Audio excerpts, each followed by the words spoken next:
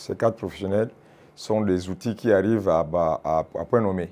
Ça permettra d'identifier le personnel sur le terrain et pratiquement tout le personnel du ministère des Transports. Un nom et toute une identité sécurisée. Ce simple bout de plastique connecté est désormais au cœur d'un dispositif stratégique lancé par le ministère des Transports.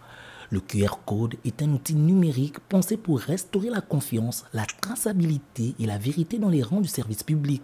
Grâce à cette application développée par l'Agence nationale des infrastructures numériques et des fréquences, plus de place au doute. Chaque agent, même en poste à l'intérieur du pays, sera dorénavant muni d'une carte officielle infalsifiable liée à sa situation réelle dans la solution développée est adossée directement au fichier unique de référence qui est le logiciel de gestion des agents publics de l'État utilisé par la fonction publique.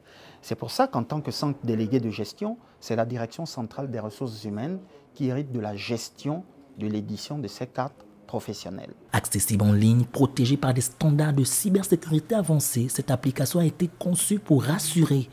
Les données sont cryptées, consultables uniquement via un QR code qui renvoie vers un portail officiel.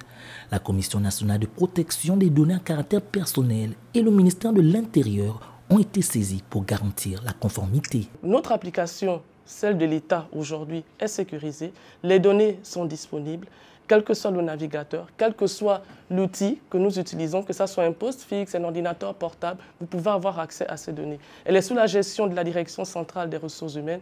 La DCSI, la NEF, ne fait qu'accompagner le ministère dans la prise en main de cette solution et veiller à la sécurité des données des utilisateurs. En mettant la technologie au service de l'intégrité, le ministère des Transports, de la marine marchande et de la logistique pose un acte fort contre la fraude identitaire.